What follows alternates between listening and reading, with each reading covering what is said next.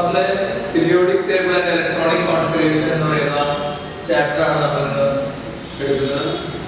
നമുക്കറിയാം ഒമ്പതാം structure of atom, ആറ്റങ്ങളുടെ ഘടനയെ കുറിച്ച് നമ്മൾ അടിസ്ഥാനപരമായിട്ട് കുറെ കാര്യങ്ങൾ പഠിച്ചിട്ടുണ്ട്. അതിലെ പ്രധാന 5 ലെവലുകളായിട്ട് കെ, എൽ, എം, എൻ എന്ന് പറയുന്ന ഈ ഷെല്ലുകൾ അല്ലെങ്കിൽ മുഖ്യ ഊർജ്ജങ്ങളെ കുറിച്ച് നമ്മൾ പഠിച്ചിട്ടുണ്ട്. അതിൽ കൊടുക്കുന്ന പരമാവധി ഇലക്ട്രോണുകളുടെ എണ്ണത്തെ കുറിച്ച് നമുക്ക് ധാരണയില്ല.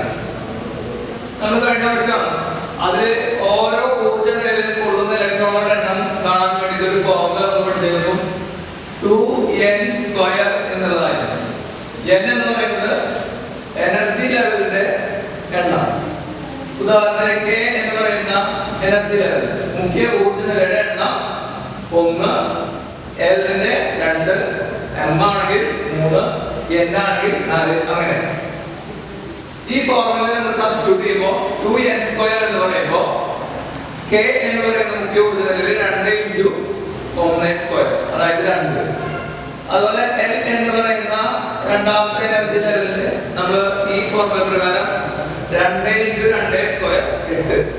ഇതില് 2 × 3² 18. ഇവിടെ 2 × 4² 32. ഈ നിലയിലാണ് നമ്മൾ കഴിഞ്ഞ പ്രാവശ്യം കൃത്യമായിട്ട് എങ്ങനെയൊക്കെയാണ് ഓരോ ആറ്റത്തില് ഇലക്ട്രോൺ ക്രമീകരിച്ചിരിക്കുന്നത് മനസ്സിലായത്. ഉദാഹരണത്തിന് സോഡിയം 11. അതിൽ നമ്മൾ കഴിഞ്ഞ പ്രാവശ്യം നമ്മൾ പഠിച്ചതുപോലെ 2, 8, 1. ഇത് കഴിഞ്ഞ വർഷം നമ്മൾ മുഖ്യ ഊർജ്ജ അനുസരിച്ചുള്ള ഇലക്ട്രോണിക് ക്രമീകരണം പഠിച്ചതാണ്. ഈ വർഷം നമ്മൾ അത് കുറച്ചുകൂടി കൂടുതലായിട്ട് ഡീപ്പായിട്ട്, അതായത് ബോർ മോഡലൊക്കെ നമ്മൾ പഠിച്ചപ്പോൾ കൃത്യമായിട്ട് പഠിച്ചിട്ടുണ്ട്. മുഖ്യ ഊർജ്ജ നിലകൾക്കുള്ളിലെ ഉപ ഊർജ്ജ നിലകളും അതിനുള്ളിലെ ഓർബിറ്റൽസും ഉണ്ട് എന്ന് നമ്മൾ പഠിച്ചിട്ടുണ്ട്.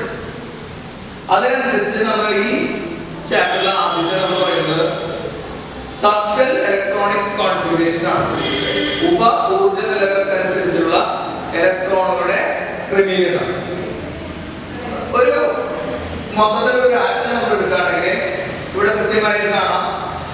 ഒന്നാമത്തെ shell K, L, M, N അങ്ങനെ ഷെല്ലുകൾ വരുന്നു. അതിന്റെ താഴെ എഴുതുന്നതാണ് അതിൽ വരുന്ന ഉപ ഊർജ നിലകളുടെ എണ്ണം. സബ്ഷെല്ലുകൾ എത്രയുണ്ട്, ഓരോ ഊർജ നിലയിലും എത്ര സബ്ഷെൽ ഉണ്ടെന്ന് അറിയാൻ വേണ്ടി ഒരു എളുപ്പ വഴിയുള്ളത് ഒന്നാമത്തെ ഷെല്ലിലെ ഒരു സബ്ഷെൽ അല്ലെങ്കിൽ ഒരു ഉപ ഊർജ നില, രണ്ടാമത്തെ മെയിൻ എനർജി ലെവലിലെ 2 സബ്ഷെൽ, 2 ഉപ ഊർജ നിലകൾ, അതായത് എസും പിയും. മൂന്നാമത്തെ മുഖ്യ ഊർജ നിലയിൽ 3 സബ്ഷെല്ലുകൾ എന്ന് പറയുമ്പോൾ എസ്, പി, ഡി. എൻ എന്ന് പറഞ്ഞാൽ നാലാമത്തെയാണ്, 4 സബ്ഷെല്ലുകൾ എസ്, പി, ഡി, എഫ്. ഇനി നമ്മൾ ഓരോ സബ്ഷെല്ലിലും അല്ലെങ്കിൽ ഓരോ ഉപ ഊർജ നിലയിലും എത്ര ഇലക്ട്രോണുകൾ വീതം കൊടുക്കുന്നു ഇവിടെ എഴുതിയിട്ടുണ്ട്. എസ് എന്ന് പറയുന്ന ഉപ ഊർജ നിലയിൽ 2 ഇലക്ട്രോണും, പി എന്ന് പറയുന്നതില് 6, ഡി എന്ന് പറയുന്നതില് 10, എഫ് എന്ന് പറയുന്നതില് 14 ഇലക്ട്രോണുകൾ വീതം ക്രമീകരിക്കാം. അങ്ങനെയാണെങ്കിൽ എങ്ങനെയാണ് ഈ ഓരോ ഊർജ നിലയിലും കൃത്യമായിട്ട് ഇലക്ട്രോണുകൾ വരുന്നത്? ആ ഇലക്ട്രോണുകൾ വരുന്നതിന് ഒരു ക്രമീകരണമുണ്ട്. ന്യൂക്ലിയസിൽ നിന്ന് അകലും തോറും ഇലക്ട്രോണുകളുടെ ഊർജം കൂടി വരും. അപ്പൊ ഏതൊക്കെ ഉപ ഊർജ നിലയിലാണ് ആദ്യം ഇലക്ട്രോണുകൾ വന്നു പറയുന്നത് എന്നത് കാണാൻ വേണ്ടി നമ്മളൊരു പ്രത്യേക പാറ്റേൺ പഠിക്കും. ഓഫ്കോ പ്രിൻസിപ്പിൾ അനുസരിച്ച് നമുക്ക് എങ്ങനെയാണ് എന്ന് നോക്കാം. ഇവിടെ 1s എന്ന് പറയുമ്പോൾ 1 എന്ന് പറയുന്നത് അതിന്റെ മെയിൻ എനർജി ലെവലിന്റെ നമ്പറും, s എന്ന് പറയുന്നത് അതിന്റെ ഉപ ഊർജ നിലയുടെ പേരുമാണ്. അപ്പോൾ 1s, 2s, 2p അതായത് രണ്ടാമത്തെ എനർജി ലെവലിലെ 2 സബ്ഷെല്ലുകൾ, 2s, 2p. ഇതിലെ മൂന്നാമത്തെ 3s, 3p, 3d. നാലാമത്തെ 4s, 4p, 4d, 4. അഞ്ചാമത്തെ 5s, 5p, 5d, 5f. ആറാമത്തെ 6s 6p 6p. ഇനി എങ്ങനെയാണ് ഇതിന്റെ മീനിങ്? ഏതൊക്കെയാണ് ആദ്യം നിറഞ്ഞു വരുന്നത് എന്ന് അറിയാൻ വേണ്ടി നമുക്ക് നോക്കാം. 1s ആദ്യം നിറഞ്ഞു വരുന്നത് 1s ആണ്. ഇതിനാണ് എനർജി ഏറ്റവും കുറവുള്ളത്. അടുത്തതായി നമ്മൾ വരുന്നത് 2s 2s, അടുത്തത് 2p, then 3s 2p, then 3s, then 3p, then 4s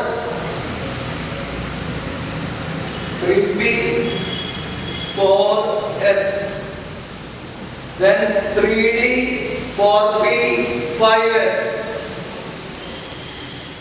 3d, അടുത്ത 3d 4p 5s, അതായത് 3d then 4p then 5s. അടുത്ത set 4d 5p 6s 4d 5p 6s,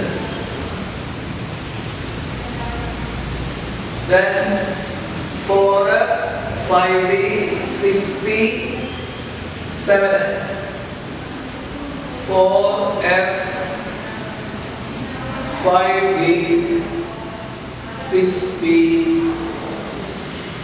7s, then 5f 6d 7p 5f 6d 7p.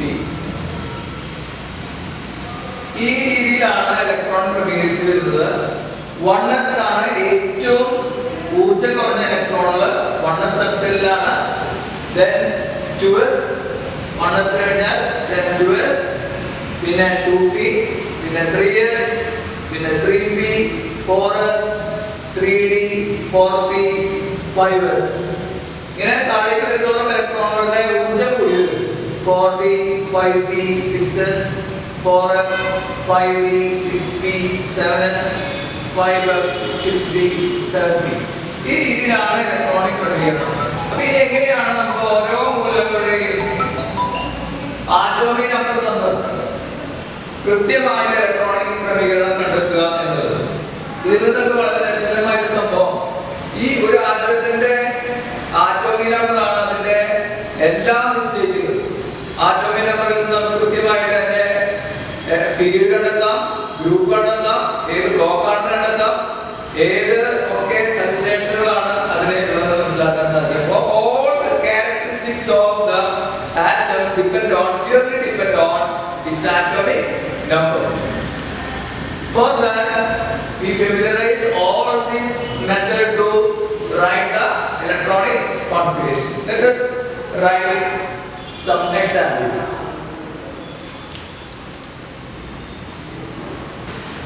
ഒപ്പം principal അനുസരിച്ച് electronic ക്രമീകരണം energy വ്യത്യാസം അനുസരിച്ച് എങ്ങനെയാണ് ക്രമീകരിക്കുന്നതാണ് കൃത്യമായിട്ട് എഴുതിയിരിക്കുന്നത്. 1s ആണ് ഏറ്റവും എനർജി കുറവുള്ള സബ്ഷെല്ല്. അതിനാണ് ഇലക്ട്രോണുകൾ എന്ന് പറയുമ്പോൾ അങ്ങനെ ഏറ്റവും എനർജി കുറവുള്ളതാണ്. പിന്നെ 2s 2p 3s 3p 4s 3d 4p 5s 4d 5p 6s 4f 5d 6p and so on. ഇതിലെ s എന്ന് പറഞ്ഞ സബ്ഷെല്ലിലെ 2 ഇലക്ട്രോണും p എന്ന് പറഞ്ഞാല് 6ഉം d എന്ന് പറഞ്ഞാല് f-ഉം d എന്ന് പറഞ്ഞാല് 10ഉം f എന്ന് പറഞ്ഞാല് 14 ഇലക്ട്രോണുമാണ്. ഇനി നമുക്ക് എങ്ങനെയാണ് ഇലക്ട്രോണിക് ക്രമീകരണം കൃത്യമായിട്ട് ഒരു ആറ്റോമിക് നമ്പർ തന്നിട്ട് കൃത്യമായിട്ട് ക്രമീകരിക്കുന്നത് നമുക്ക് നോക്കാം. സോഡിയം 11 നമുക്ക് നോക്കാം. 1s ആദ്യം പറയുന്നത് 1s ആണ്. 1s 1 എന്ന് എഴുതുന്നത് ആദ്യത്തെ മുഖ്യ ഊർജ്ജത്തിനെ സൂചിപ്പിക്കുന്നു. s എന്ന് പറയുന്നത് സബ്ഷെല്ലിനെയും ഇതിന് മുകളിൽ എഴുതുന്നത് അതിലുള്ള സബ്ഷെല്ലിലുള്ള ഇലക്ട്രോണിനെയാണ് സൂചിപ്പിക്കുക. 1s2 സോഡിയം 11 ആണ് ആറ്റോമിക് നമ്പർ. ഇലക്ട്രോണിക് നമ്പർ എഴുതുമ്പോൾ 1s2 1 represent the main energy level and s represent the subshell and 2 represent number of electron in the subshell 1s2, then 2s2, then 2p6, then 3s1, the last electron filled in 3s subshell. Then calcium 20. Now can you write the electronic subshell electronic configuration?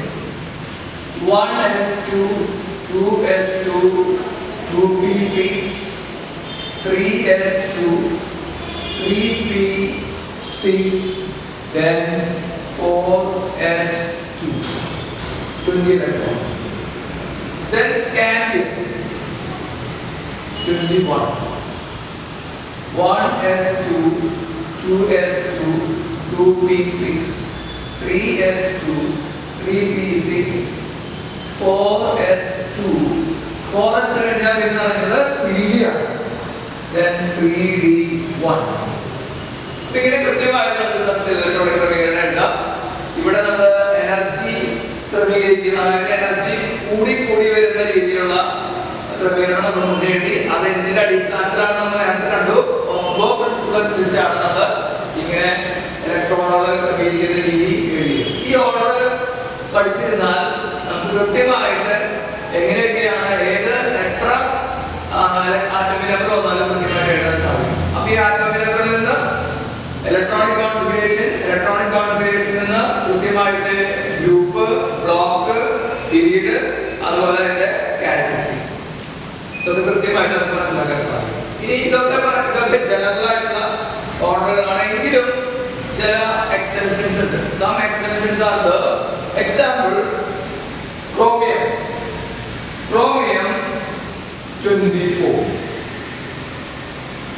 In order the case we write its electronic configuration as 1s2, 2s2, 2p6, 3s2, 3p6, 4s2, 3d4. 4s2, 3d4. സാധാരണ രീതിയിൽ നമ്മൾ ഇപ്പോൾ പറഞ്ഞു വന്ന രീതിയിൽ കൃത്യമായിട്ട് ഇങ്ങനെയാണ് എഴുതുക. 4s2 കഴിഞ്ഞാൽ 3d4. പക്ഷേ ഇവിടെ 4s1, 3d5 എന്നാണ് എഴുതുന്നത്. അതിന്റെ കാരണം എന്താണെന്ന് വെച്ച് കഴിഞ്ഞാൽ ഇതിന്റെ സ്റ്റെബിലിറ്റി കമ്പയർ ചെയ്യുമ്പോൾ d4 എന്ന് പറയുന്നതിന്റെ സ്റ്റെബിലിറ്റി d5നേക്കാൾ വളരെ കുറവാണ്.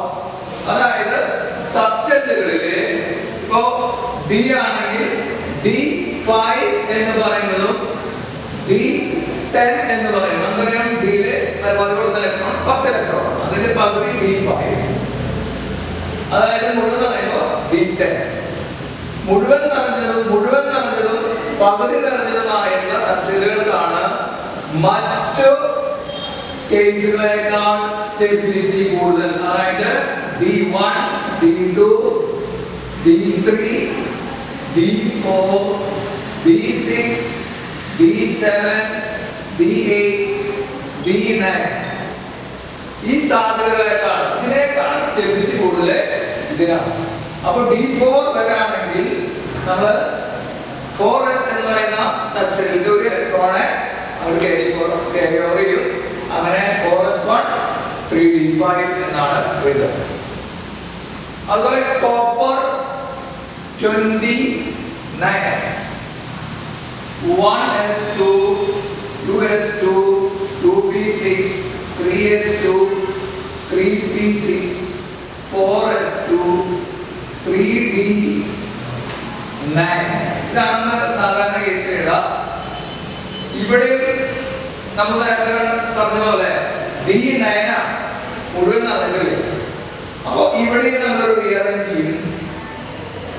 4s1, 3d10. ഇതാണ് ഇതിന്റെ കൃത്യമായിട്ടുള്ള ഇലക്ട്രോണിക് ക്രമീകരണം. ക്രോമിയത്തിന്റെ 4s1, 3d1 ആണ്. ഇവിടെ നേരത്തെ എഴുതിയത് ജനറൽ കേസ് ആണ്. അത് ഇത്രയും കാര്യങ്ങളാണ് നമ്മൾ സബ്ഷെൽ ഇലക്ട്രോണിക് ക്രമീകരണവുമായി ബന്ധപ്പെട്ട് പറയുന്നത്. ഇതുവരെയുള്ള ഭാഗങ്ങൾ കൃത്യമായിട്ട് ഫോളോ ചെയ്തു വരാം. ഇതുവരെയുള്ള റെഫർ ചെയ്ത് വരാം. അതിനുശേഷം നമ്മൾ എങ്ങനെയാണ് ബ്ലോക്ക് കണ്ടെത്തുക, പീരീഡ് കണ്ടെത്തുക, ഗ്രൂപ്പ് കണ്ടെത്തുക, അതുമായി ബന്ധപ്പെട്ട ക്യാരക്ടറിസ്റ്റിക്സ് എന്തൊക്കെയാണ്, സവിശേഷത എന്തൊക്കെയാണെന്നുള്ള കൃത്യമായിട്ട് നമുക്ക് അടുത്ത ക്ലാസ്സുകളിൽ നമുക്ക് തുടങ്ങാം.